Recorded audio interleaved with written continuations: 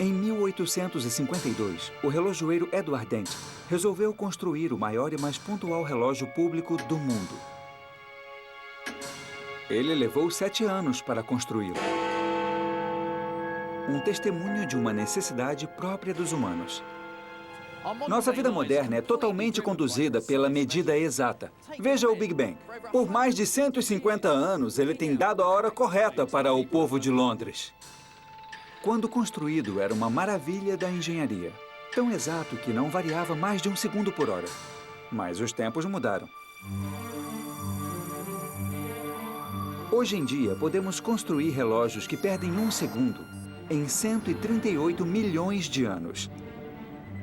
E agora há planos para um relógio tão preciso que só varia 1 segundo ao longo da existência do universo. O que nos leva a tais extremos para ter uma precisão maior?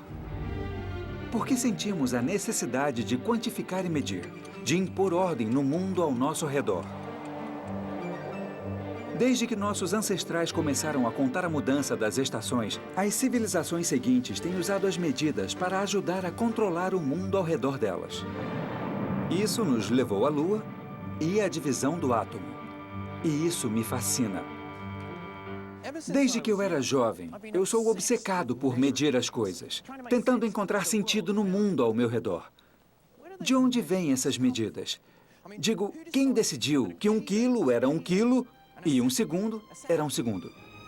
O que medimos, como medimos e com qual precisão podemos medir são perguntas extremamente complexas. Perguntas que atormentaram gerações de grandes mentes e criaram um sistema que descreve tudo em nosso mundo com apenas 7 unidades fundamentais de medida. E a busca para definir essas 7 unidades com uma precisão maior ainda mudou o nosso mundo. Precisão, a medida de todas as coisas. Tempo e distância. Versão brasileira Voice Brasil Rio. Nesta série, quero explorar por que medimos. O que nos leva a tentar diminuir o caos e a complexidade do mundo a apenas uma pequena quantidade de unidades elementares. Neste primeiro programa, eu vou investigar 2 das medidas mais fundamentais, ou seja, o metro e o segundo. É provável que o tempo e a distância foram as primeiras coisas que as pessoas um dia tentaram medir. Eles parecem intimamente ligados em nossa mente. Até mesmo falamos sobre o espaço de tempo. E como veremos, o tempo e a distância estão inextricavelmente ligados pela ciência moderna. Poder medir o tempo, na verdade, significa reconhecer padrões, e isso, de fato, é uma maneira bem matemática de olhar para o mundo. É que medir o tempo é uma ação incrivelmente sofisticada. Então, onde foi que tudo começou? Nossos ancestrais primeiro teriam descoberto os padrões das estações, marcando o tempo à medida que as folhas ficavam marrons ou os dias ficavam mais curtos, quando os rios inundavam ou os frutos amadureciam. Essas observações bem práticas teriam os ajudado na luta diária pela sobrevivência. Um dos primeiros exemplos da tentativa do homem de medir foi descoberta aqui no sul da França por 4 adolescentes e seu cão chamado Robô. Era 1940 e o rapaz de 18 anos, Marcel Ravidat, estava explorando esta floresta quando se deparou com um buraco onde uma árvore havia sido arrancada por uma tempestade. Ele precisava de ferramentas para aumentar o buraco. Então voltou 4 dias depois com seus 3 amigos e eles descobriram a entrada de um conjunto gigantesco de cavernas inexploradas. Mas o que descobriram lá dentro era mais emocionante.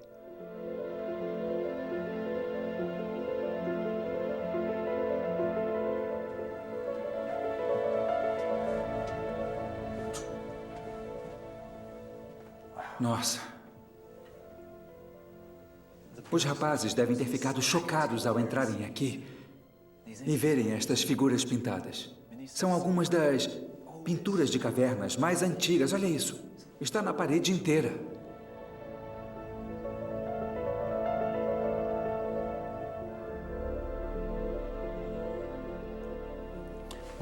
Marcel e seus amigos tinham descoberto algumas das pinturas mais antigas já encontradas, datadas de 17 mil anos atrás e foram pintadas pelo homem pré-histórico.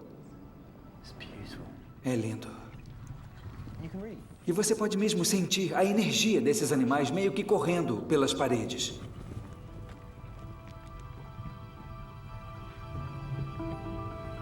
Esta caverna é uma réplica da original que fica a algumas centenas de metros daqui e que agora é cuidadosamente preservada.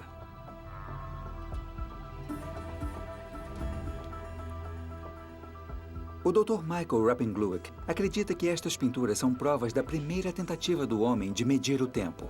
Esta daqui é muito bonita. Dá pra ver aquele pequeno... Para ele, este é um calendário gigante. As pistas estão nestes estranhos padrões de pontos. Cada ponto representa uma semana. 13 pontos representa um quarto de um ano. A teoria dele é que cada fase da Lua de 7 dias, que hoje chamamos de semana, é marcada com um ponto na parede para representar a passagem do tempo.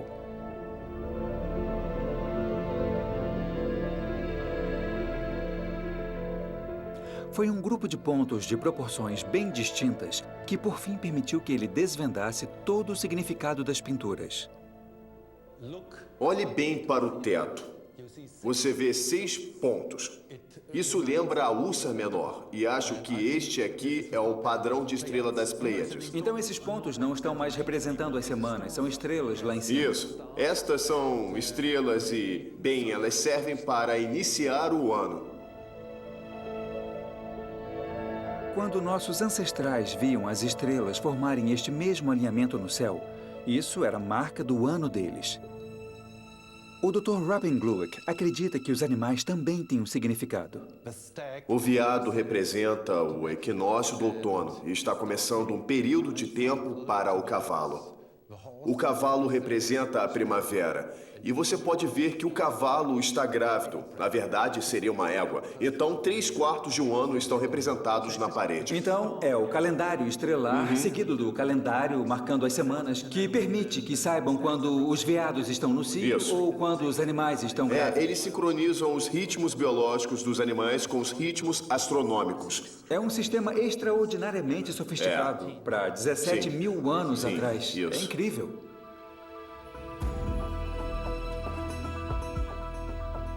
Com a ajuda desse calendário básico, pela primeira vez nossos ancestrais puderam começar a prever o que aconteceria e quando. Eles podiam se preparar para a caça quando os animais migravam para perto ou, à medida que a agricultura desenvolvia, determinar a melhor época para plantar a safra. A medição tornava a vida bem mais fácil. Pirâmides de Gizé.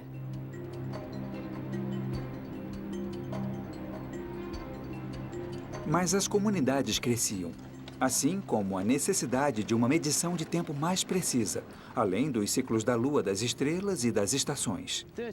13 mil anos depois que nossos ancestrais pintaram as cavernas em Lascaux, primeiro os mesopotâmicos e depois os egípcios tentaram resolver o problema de fazer a divisão do dia. E eles tiraram essa inspiração lá do Sol.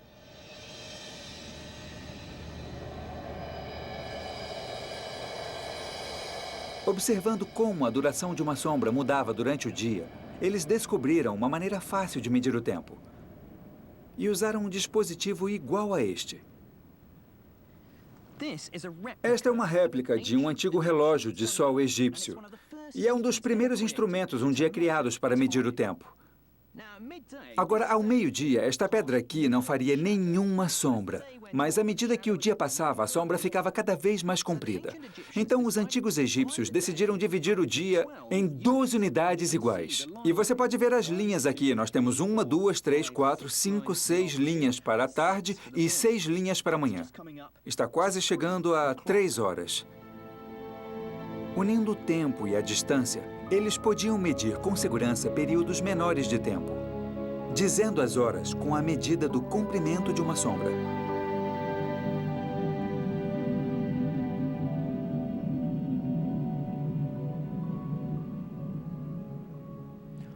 Apesar do relógio do Sol ter sido uma invenção brilhante, era basicamente falho.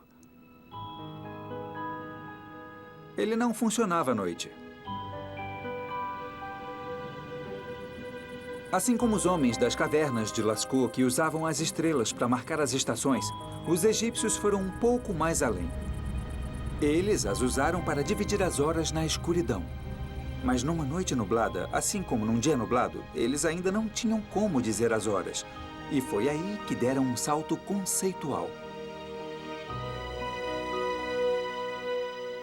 Esta é uma clepsidra. É uma ideia muito simples. Basicamente, eles pegaram um balde e fizeram um furo no fundo. Depois, enquanto a noite caía, eles enchiam o balde com água.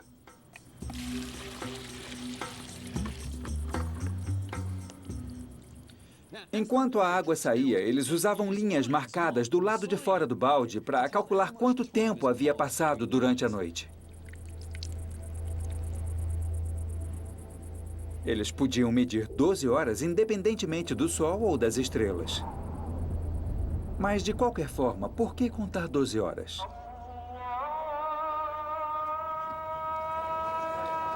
A resposta estava em como os negócios eram feitos há milhares de anos. Por todo o Oriente Médio, o número 12 e o número 60 eram importantes no comércio. Eram números conhecidos para os comerciantes em mercados iguais a este. E o motivo deles os usarem tem tudo a ver com a aritmética. Como matemático, eu adoro a resposta, porque se trata das propriedades matemáticas desses dois números. Eles são altamente divisíveis.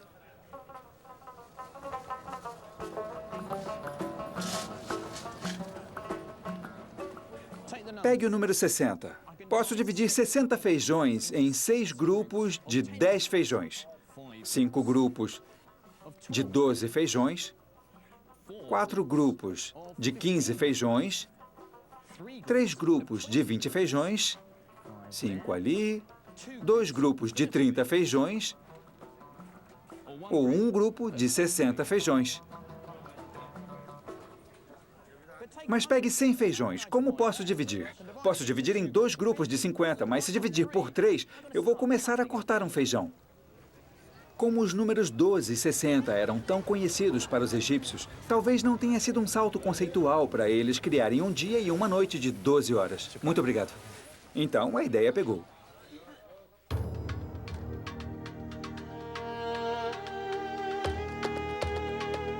Não era apenas a medida do tempo que os egípcios precisavam resolver.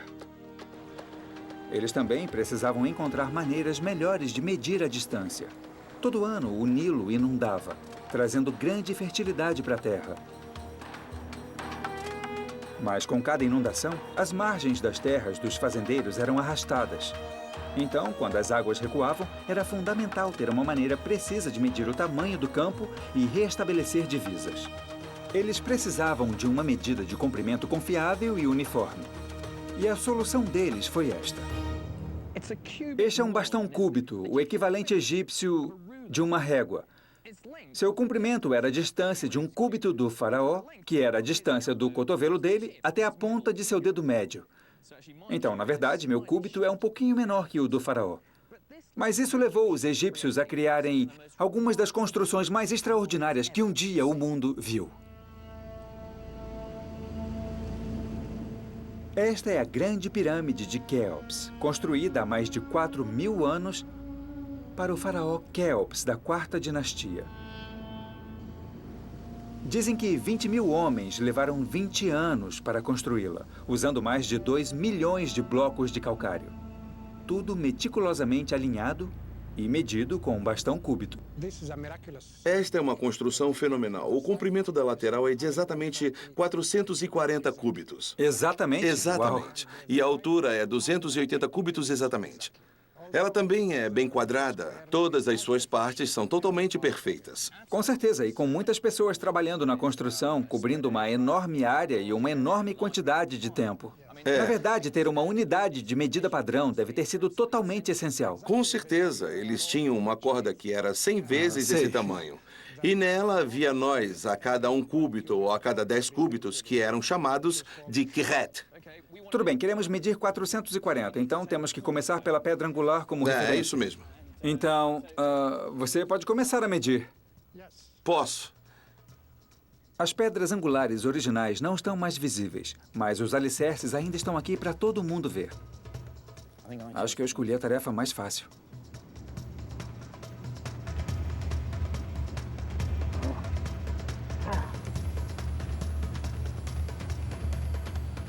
$430. 430... Nossa, 440 cúbitos Viu só? exatamente em cima do nó. Exatamente.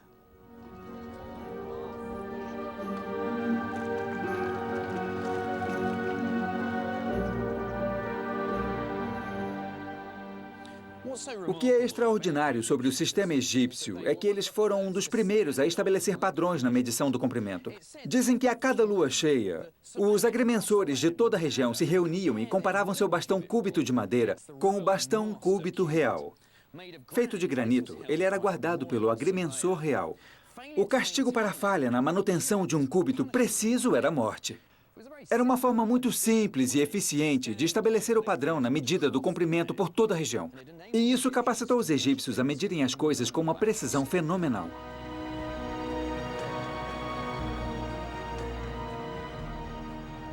Dominar e estabelecer padrões de medição do tempo e comprimento foi realmente o segredo do sucesso do antigo Império Egípcio.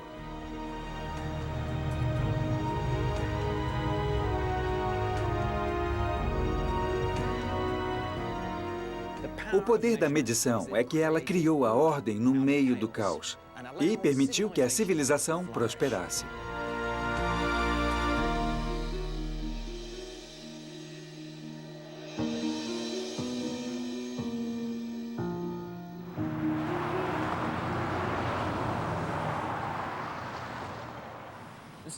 A padronização de medidas que começou aqui no Egito há vários milênios agora é fundamental na vida de todos nós. Quase todos os países do mundo têm um órgão de medição nacional, cujos pesos e medidas principais são regulados por um órgão internacional. Meio parecido com os faraós da atualidade, tentando levar a padronização de medidas por todo o mundo. Mas apesar da lógica óbvia de ter um sistema internacional, isso não foi totalmente adotado. Veja eu, por exemplo. Estou indo para o aeroporto neste táxi que mede sua velocidade em quilômetros por hora e milhas por hora. Quando estou num avião, eles medem a altitude em pés. Minhas roupas são medidas por tamanhos e meus sapatos são medidos por... Sinceramente, eu nunca entendi direito qual é a unidade de medida para um sapato.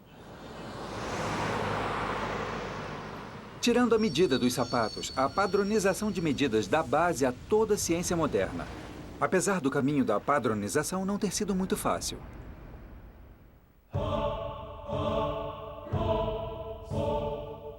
Palácio de Westminster, Londres.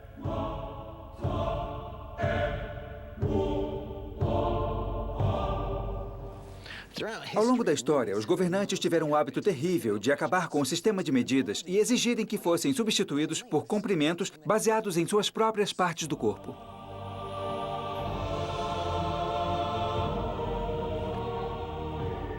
Na Inglaterra do século XII, a jarda foi fixada como a distância da ponta do nariz do rei até a ponta do polegar de seu braço estendido. Mas só que a cada novo reinado, as coisas mudavam. Henrique VII fixou a jarda como o comprimento do braço dele. Elizabeth I, bom, para não perder de seus antecessores masculinos, acrescentou alguns centímetros a mais. E assim continuou o caos.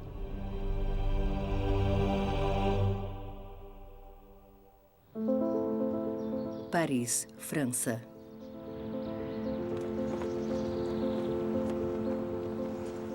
A falta de padronização era um problema no continente também. Se você achava que os britânicos adoravam isso, imagine só os franceses. Na véspera da Revolução Francesa, o Ancien Régime tinha mais de 250 mil pesos e medidas diferentes, inclusive vários milhares para o comprimento.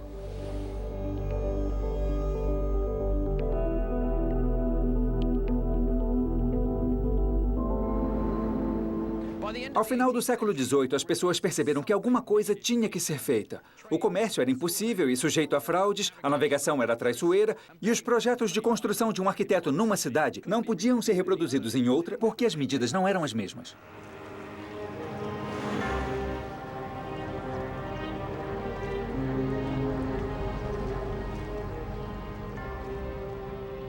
A bagunça, enfim, foi resolvida pela Academia Francesa de Ciências.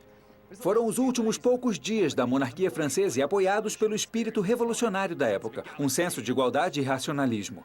Os melhores cientistas da França decidiram criar um próprio plano inovador e revolucionário. A medição não seria mais fundamentada no corpo humano ou na vaidade dos reis e rainhas. Eles decidiram que ela seria fundamentada em algo permanente e imutável. E escolheram a Terra.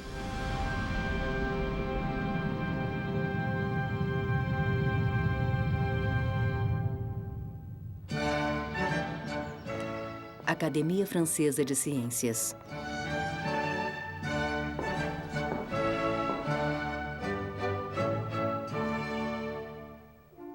É emocionante estar aqui. Este é realmente um dos grandes centros científicos em todo o mundo. E foi aqui que a história moderna da medição realmente começou, onde uma nova unidade padronizada de comprimento foi introduzida, uma que é conhecida por todos nós hoje. Em 26 de março de 1791, esta academia decidiu chamar esta nova medida de comprimento de metro, em homenagem à palavra grega metron, significando medida. Ele valeria a 10ª milionésima parte da distância entre o Polo Norte e o Equador. Isso foi muito engenhoso. A academia sabia que uma medida francesa coloquial jamais seria aceita pelo resto do mundo. Fundamentando o metro no próprio planeta, nenhum país poderia defender sua própria medida. Eles tinham transcendido a política das nações. Este é um sistema para todas as pessoas de todos os tempos, anunciou o governo revolucionário. Mas havia só um problema. Ninguém sabia com precisão qual era, na verdade, a distância entre o Polo Norte e o Equador. Obter um número exato significava embarcar no projeto de medição de grande escala, mais ambicioso e complexo já experimentado. Dois cientistas ficaram incumbidos de transformar a teoria em realidade. Eles eram Pierre Méchain e Jean-Baptiste Delambre.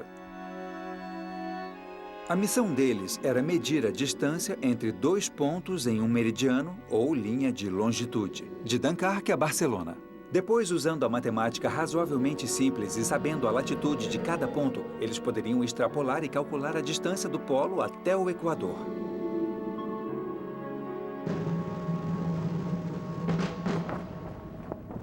Essa experiência já seria muito difícil sob condições normais, mas a França estava no meio de uma revolução. Era uma época perigosa para se ter grandes ideias que não eram necessariamente fáceis para a nova ordem compreender. Dunkerque, França. No entanto, sem deixar intimidar, os cientistas seguiram em frente. Foi aqui, em 1793, desta Torre dos Sinos em Dunkerque, que Jean-Baptiste Delambre começou a parte mais setentrional de sua jornada épica para medir a Terra.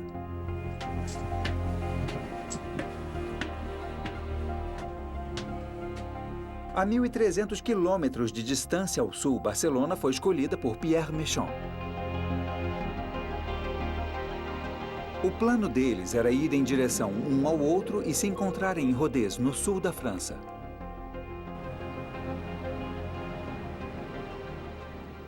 Imagina só a emoção de Delambre ao subir aqui 200 anos atrás, pronto para iniciar sua jornada. Uma jornada que ele levaria 7 anos para completar. E o aparelho certamente esplêndido que usaram foi este. Um círculo repetidor. Um instrumento que mede os ângulos com extrema precisão. E é tão eficiente hoje quanto no dia em que foi criado. Claro que Delambre não mediria todas as distâncias daqui até Barcelona, mas poderia usar um método chamado de triangulação. Então, o primeiro ponto do triângulo é o topo dessa torre. E Delambre teria procurado pela zona rural tentando encontrar 2 pontos altos. E teria usado este instrumento para alinhar os telescópios naqueles 2 outros pontos. Depois, tudo o que teve que fazer foi medir o ângulo entre os 2 pontos e medir a distância até o mais próximo. Daí, ao passar para o próximo ponto alto e medindo os ângulos outra vez, a simples geometria deu a ele as distâncias entre os 3. É um princípio fantástico, porque era só uma medida de distância e depois esses triângulos até chegar em Barcelona.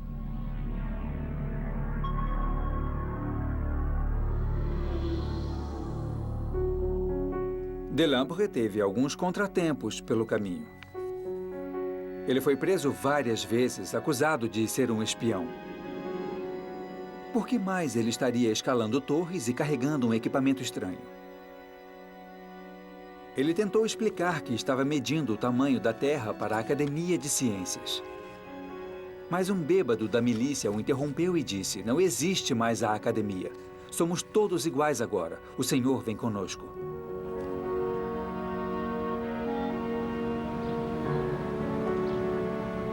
Mas, no geral, eles estavam literalmente acima de tudo.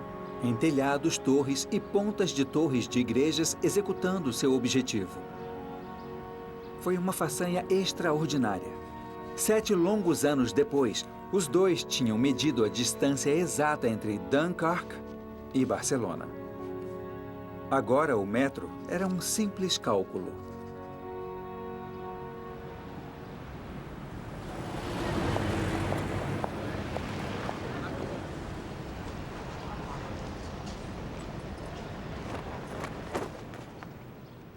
Arquivos Nacionais. O resultado de todo o trabalho árduo de Méchain e Delambre, o protótipo da barra do metro, está guardado aqui nos arquivos da República Francesa em Paris. Feito em 1799 em platina maciça, o metro equivale a 1/10 milionésimo da distância entre o Polo Norte e o Equador. Na verdade, devido a erros que Méchain cometeu no início da pesquisa, ele é fracionariamente errado.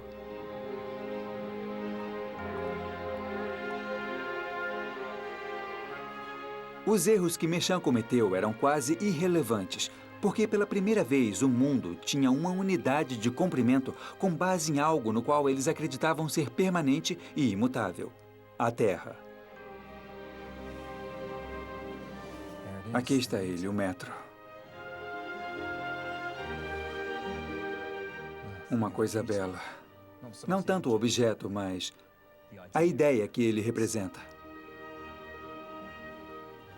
Esta barra de 1 metro iniciou a era da metrificação. A conquista é imensa. Até mesmo Napoleão, no momento de humildade, admitiu que as conquistas vêm e vão, mas este trabalho vai durar. Ele estava certo. Este pedaço de metal realmente representa uma mudança em nosso pensamento. Pela primeira vez, tínhamos a medição com base em algo fundamental e universal.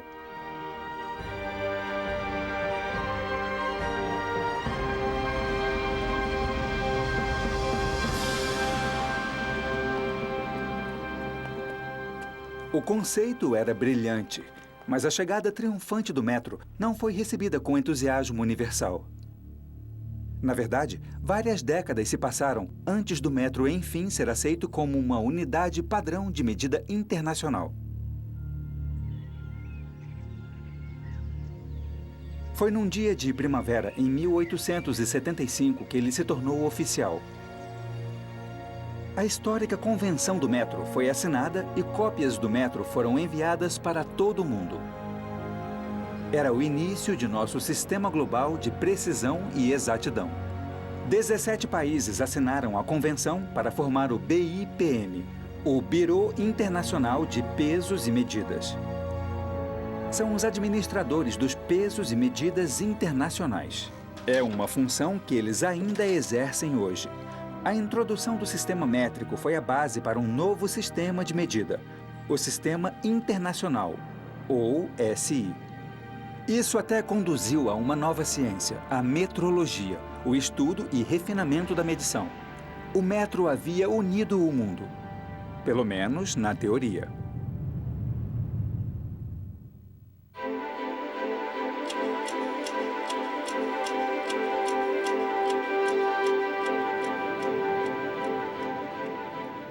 Junto com o metro, mudanças sísmicas tinham acontecido em como medimos o tempo. Por mais de 3.000 anos, o relógio do Sol foi o cronômetro recomendado em todo o mundo. Mas não sem seus problemas. E o motivo é que não é possível marcar a duração exata de uma hora, porque a sombra projetada no relógio altera diariamente durante as estações.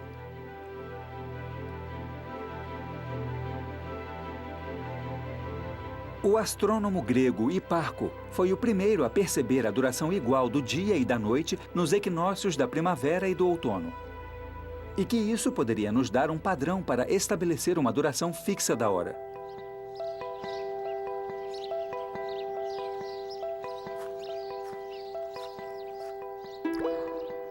Mas até o século XIV, não tínhamos uma maneira prática de fazer isso. Foi preciso ter a invenção do relógio mecânico para mudar isso.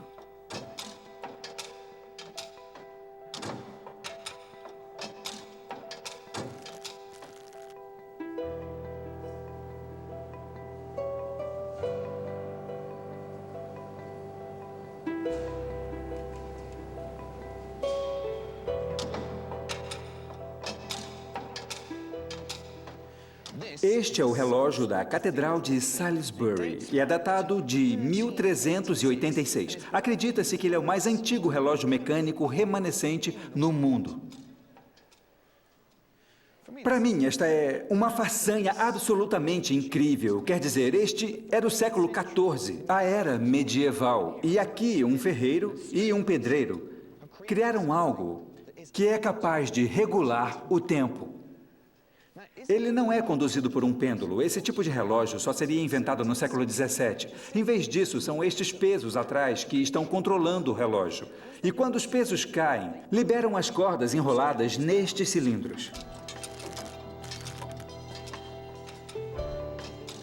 É a gravidade que controla o relógio. E tudo o que você precisa para fazê-lo funcionar é de músculos para levantar os pesos.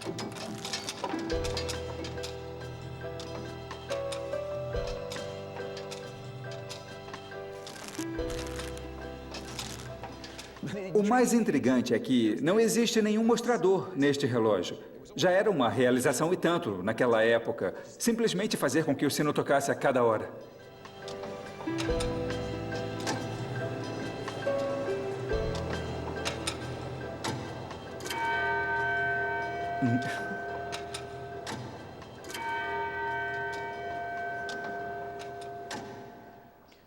No final do século XIV, várias catedrais em toda a Europa tinham construído torres de relógios, elevando aos céus a glória de Deus. E talvez o mais importante, controlando nossas vidas meros mortais do plano inferior. Os relógios não eram muito precisos, é provável que os melhores perdessem 15 minutos por dia. Mas começaram de maneira irrevogável a mudar a vida das pessoas. Não mais dependentes do sol, ficamos presos aos carrilhões dos relógios manufaturados. Nos séculos XV e XVI, quando os mecanismos se tornaram mais precisos, surgiu o mostrador do relógio, algo que agora não damos importância. Foi aí que se tornou possível dividir nosso dia em unidades menores ainda. Pela primeira vez, a hora podia ser dividida em minutos e segundos. A ideia veio de um matemático grego, Ptolomeu, que dividiu um círculo em 360 partes iguais, chamadas de graus. Depois, ele dividiu cada grau em 60 minutos e cada minuto em 60 segundos de minuto.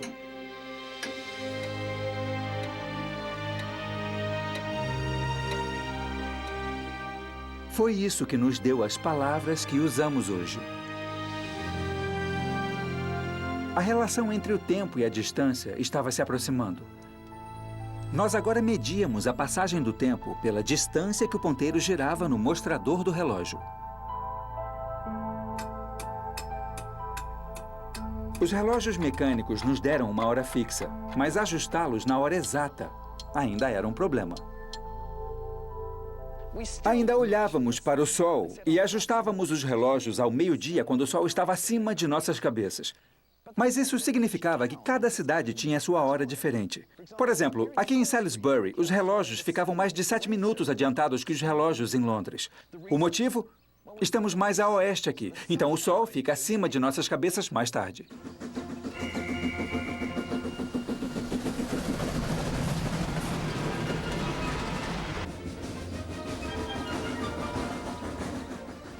Mas com o surgimento do motor a vapor, no início do século XIX, as coisas tinham que mudar. Porque era impossível marcar os horários nas estações ferroviárias se cada cidade tinha sua própria hora diferente. Uma única hora nacional era urgentemente necessária. Sob a liderança inabalável de Sir George Airy, o astrônomo real no Observatório de Greenwich, a hora de Greenwich tornou-se o marcador de tempo da Grã-Bretanha.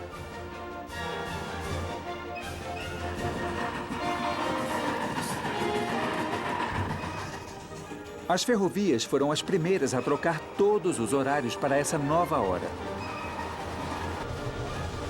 E fizeram isso mandando a hora certa para praticamente todas as estações do país pelas novas linhas telegráficas que geralmente eram usadas nas estradas de ferro.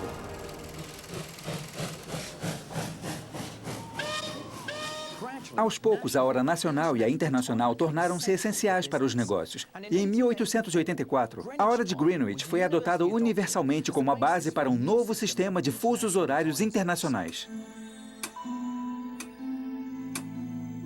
O motivo dessa adoção entusiástica foi porque o Observatório de Greenwich produziu os calendários náuticos mais precisos usados pelos marinheiros em todo o mundo.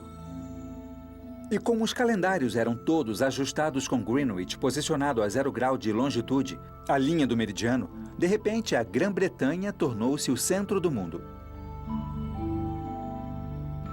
O tempo não era mais regulado em um lugar particular na hora em que o Sol estava no ponto mais elevado. Era ajustado astronomicamente em Greenwich.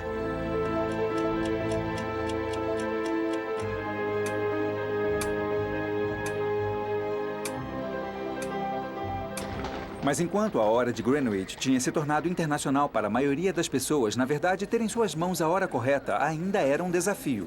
E para os negócios, isso estava rapidamente se tornando um problema. E uma família encontrou uma maneira perspicaz de explorar essa necessidade.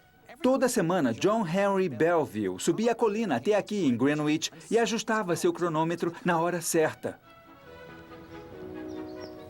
Depois ele voltava para Londres para vender a hora certa para os relojoeiros e comerciantes. Em torno dos anos 40, graças ao rádio e aos relógios baratos, todos podiam ser pontuais. Tempo era dinheiro. O comércio internacional, os negócios e as viagens, todos prosperavam. Quando o mundo adotou a hora de Greenwich, iniciou-se nossa jornada em direção à globalização.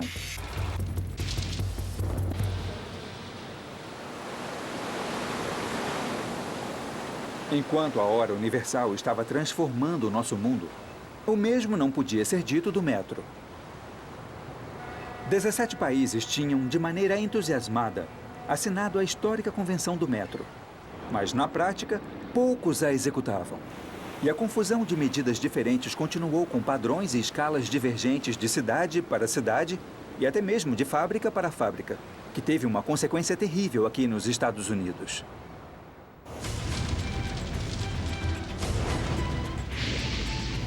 Quando um incêndio imenso assolou a cidade americana de Baltimore em 1904, uma tragédia de proporções épicas foi se revelando. Enquanto os bombeiros das cidades vizinhas de Washington e Nova York corriam para o local, tudo o que eles podiam fazer era ficar sentados e assistir o inferno engolindo a cidade. Nenhuma das mangueiras de incêndio se encaixava nos hidrantes de Baltimore.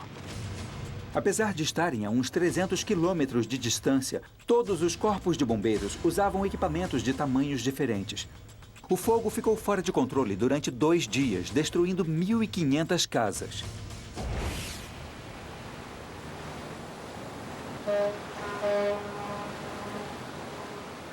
A medida da distância precisava ser padronizada e rápido.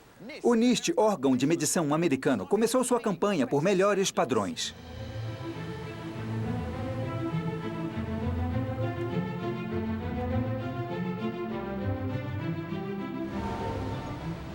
Estimulados pela campanha do NIST, os industrialistas americanos logo perceberam que poderiam capitalizar com o aprimoramento da exatidão. Henry Ford começou a utilizar escalas e medidas progressivamente precisas.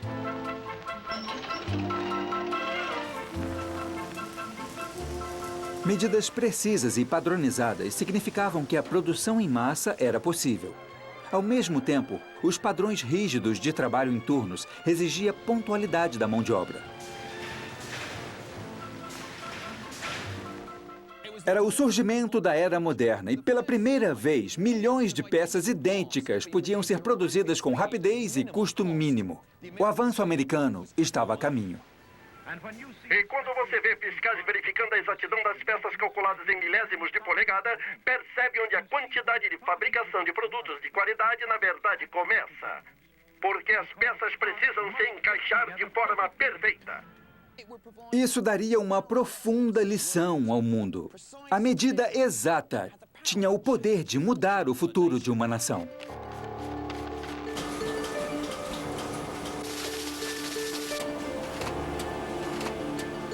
Mas o problema com qualquer progresso tecnológico é que ninguém sabe ao certo aonde ele vai dar. Foi preciso a paranoia da Guerra Fria, terminando na corrida do armamento para provocar o grande salto seguinte na medição do comprimento. E isso nos levou mais adiante do que jamais podíamos imaginar. Mas a história e nossa própria consciência nos julgarão com mais rigidez se agora não fizermos todo o esforço para testar nossas esperanças pela ação. Os riscos aumentavam, mas nosso nível de precisão estava falhando em acompanhar nossas aspirações. Até os anos 60, podíamos medir com uma precisão de 1/10 de milionésimo de um metro. Mas um erro dessa grandeza nos componentes do sistema de navegação de um foguete significaria errar a Lua em quase 6.500 quilômetros. Agora, o desafio era melhorar a precisão 100 vezes mais.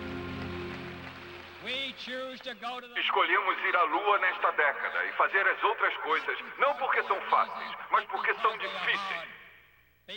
Porque esse objetivo servirá para organizar e medir o máximo de nossas forças e habilidades. A barra de 1 metro não era mais exata o suficiente. Era necessária uma maneira nova e mais precisa de medir o comprimento, e a resposta estava nas propriedades fundamentais do universo. Era o início da era quântica.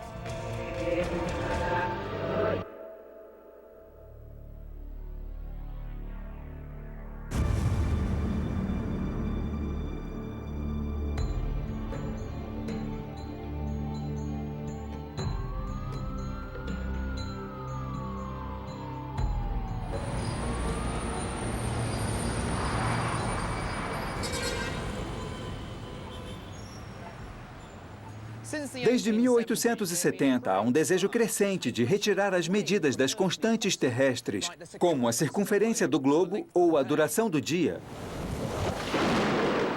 e ligar a medição às leis imutáveis e fundamentais da natureza.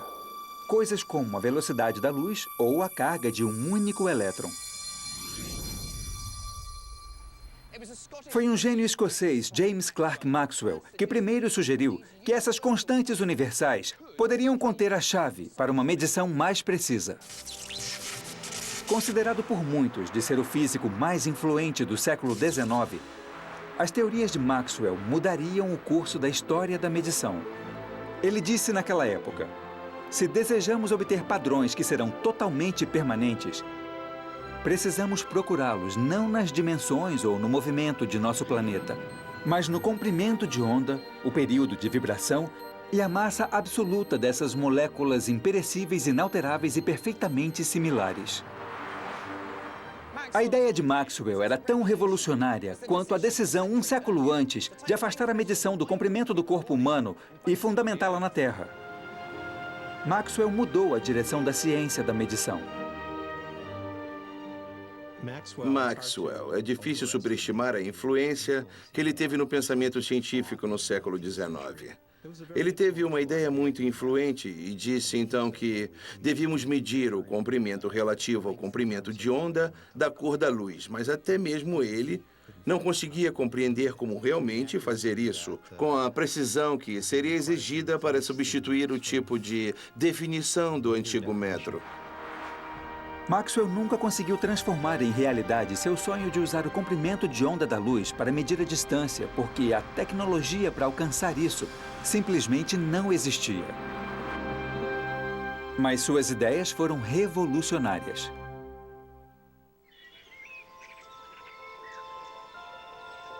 Somente décadas mais tarde, um cientista do BIPM, o mesmo lugar onde está guardada a principal barra de metro do mundo, começaria a dar vida à visão de Maxwell.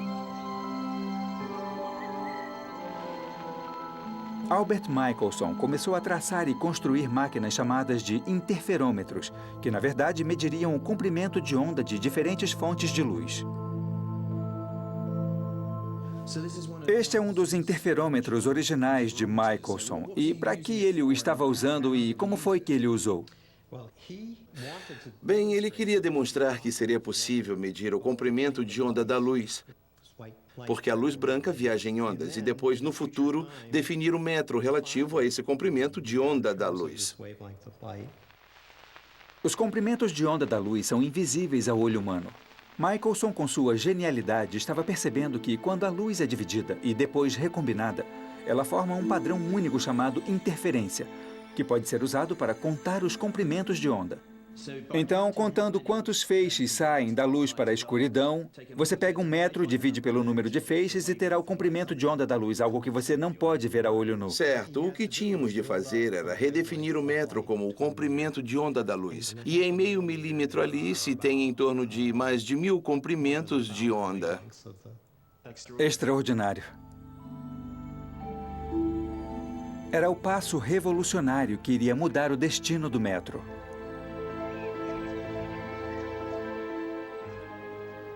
Depois de mais de meio século de pesquisas árduas, os cientistas estavam prontos. O sonho de Maxwell estava prestes a se tornar realidade.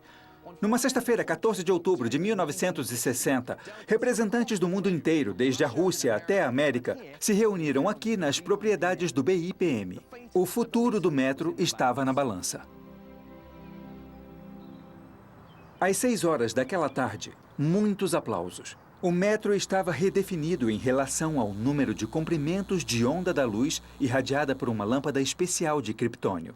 Finalmente, a barra do metro foi consignada à história.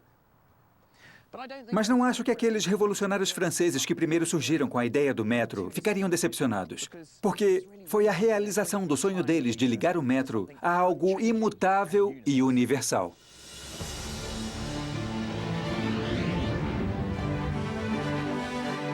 A distância podia ser medida de forma precisa usando uma constante universal, o comprimento de onda da luz. Mas como poderíamos colocar em prática essa nova ciência?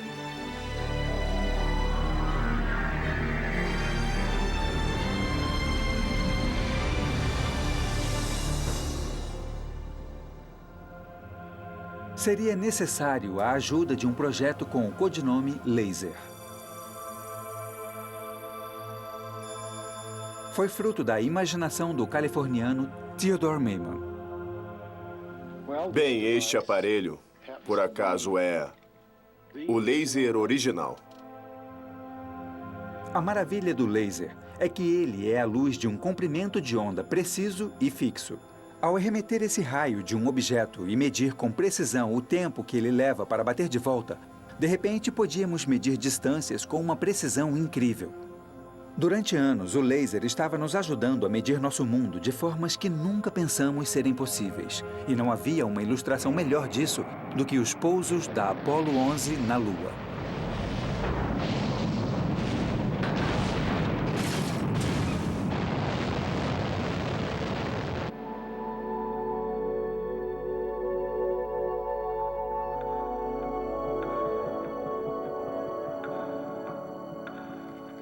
Um pequeno passo para o homem.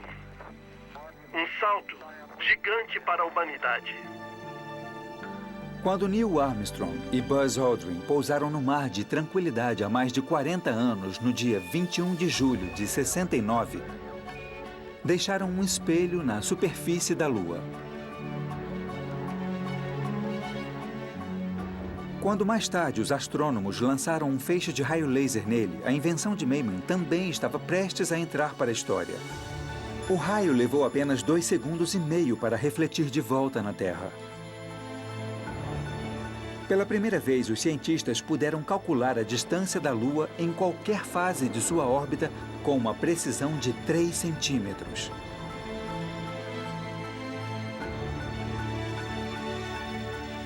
Os lasers mudaram tudo. Eles fizeram os cientistas repensarem no que era possível. Podíamos medir a distância com uma precisão extraordinária.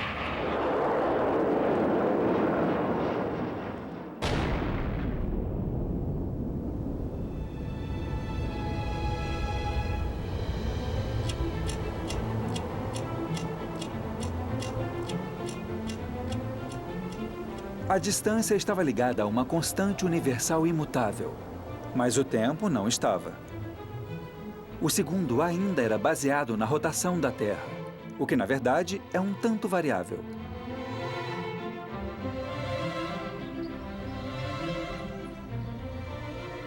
Encontrar uma maneira melhor de definir o tempo estava por vir de uma região inesperada.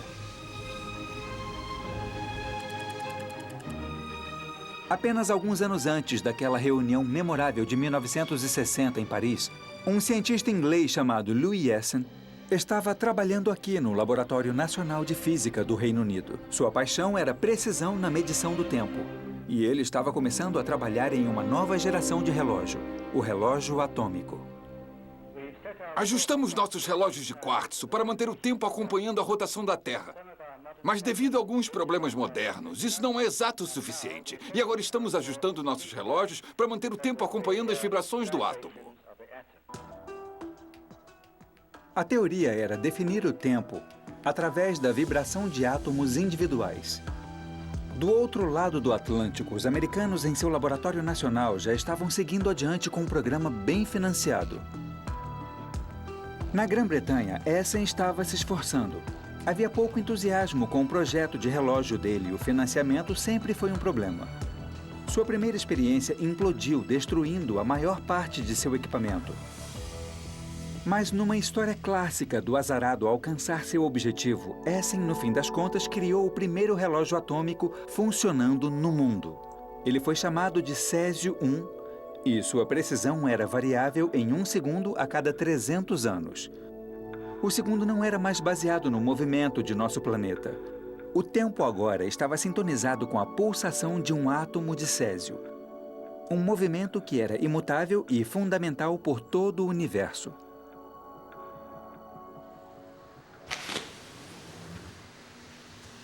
Na Grã-Bretanha, a última encarnação do relógio atômico de Essen é o CSF2.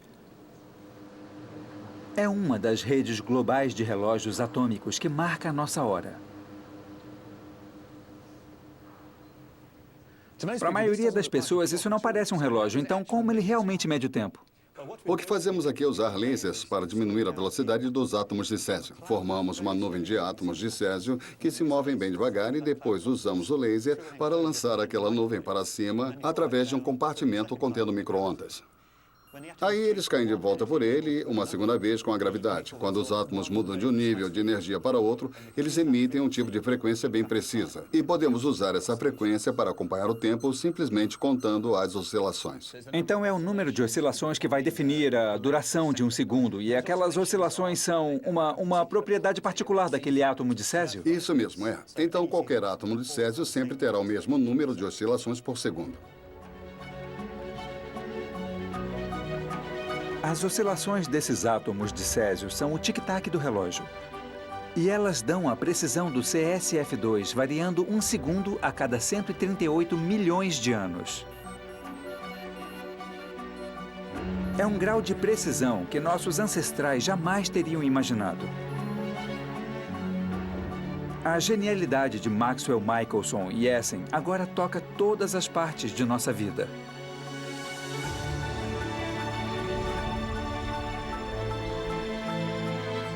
Eles nunca poderiam imaginar que o trabalho deles um dia estaria no centro de tudo, desde nossos sistemas bancários aos celulares, GPS e internet.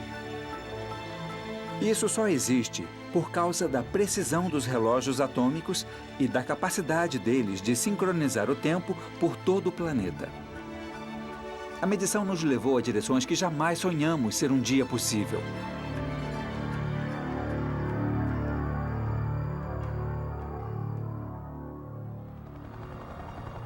Mas a história não termina aqui.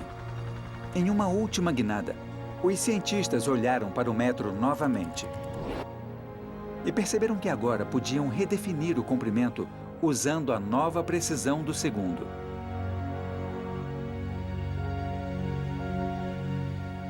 Foi em 1983 quando, numa colaboração entre diferentes laboratórios de medição pelo mundo, os relógios atômicos mediram a velocidade da luz com uma precisão incrível. O metro finalmente podia ser definido pela distância que a luz viaja em uma minúscula fração de segundo. O tempo e a distância estavam intimamente entrelaçados.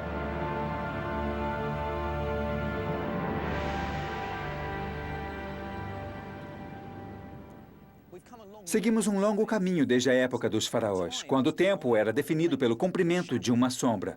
Após 3.000 anos, o tempo e a distância estão outra vez ligados, reunidos por uma das constantes mais fundamentais e universais da natureza, a velocidade da luz.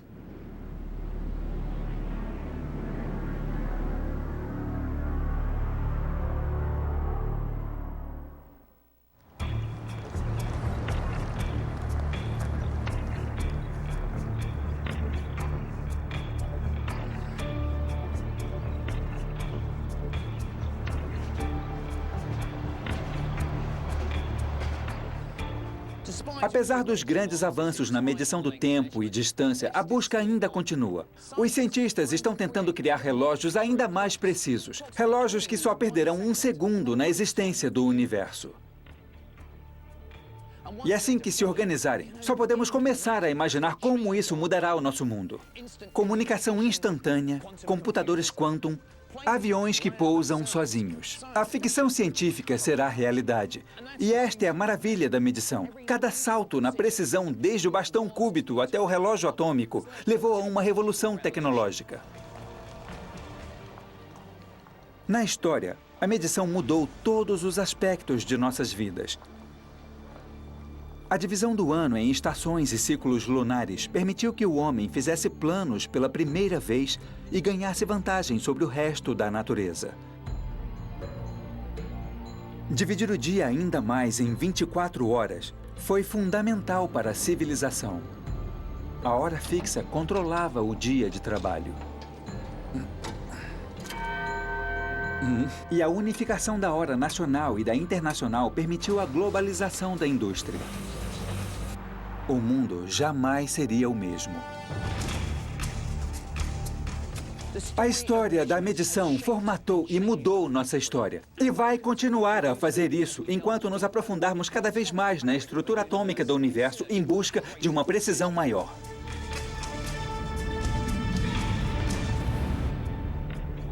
No próximo programa, veremos o maior problema da medição: o quilograma. Esse artefato do século XIX é o principal quilo do mundo e está perdendo peso. Agora começa a corrida de igual para substituí-lo. Enquanto as grandes mentes da ciência da medição disputam entre si, só pode haver um vencedor.